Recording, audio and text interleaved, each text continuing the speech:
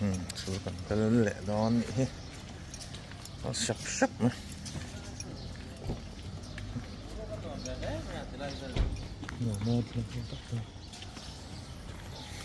Xe rồi số đó phải khiến tùy linh hoạt thế được cái một này chứ.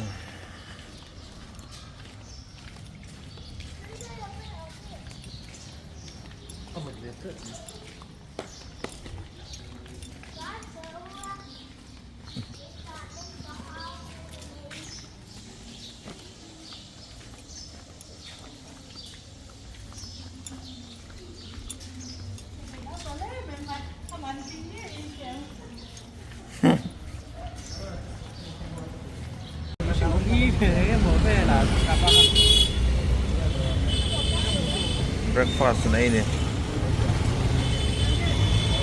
Cái tê dâu tô mì lấy rồi. Cool.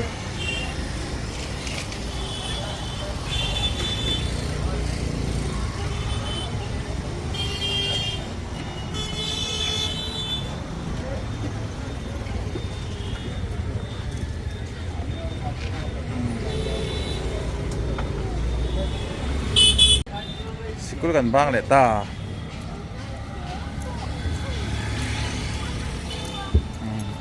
Ta son. Aro nan lang thui lo không nghe.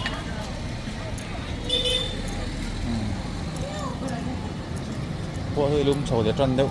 Tất tỏa. Bộ tôi lum đậu trần réo mày.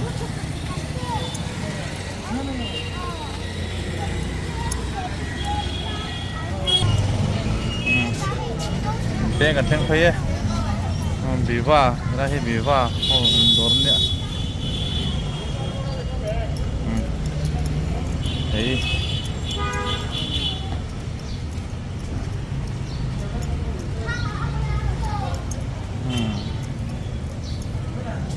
Nó là lên này bắt đầu làm cho cái nồi mình thì khóc mấy sao?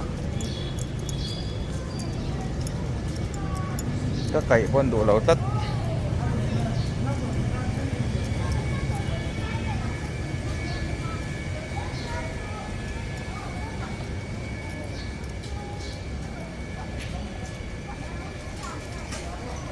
Để xóm cân nhỉnh.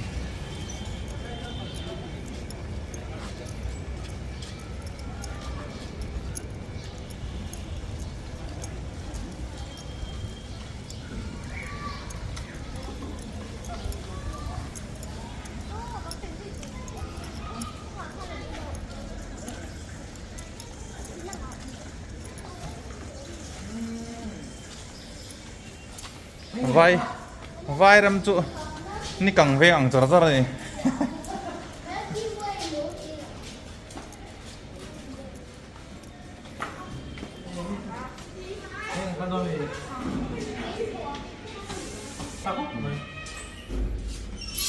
Cái biết rồi xong rồi đấy.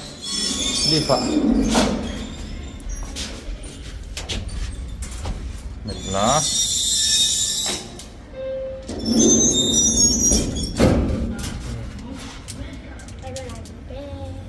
Thế nghe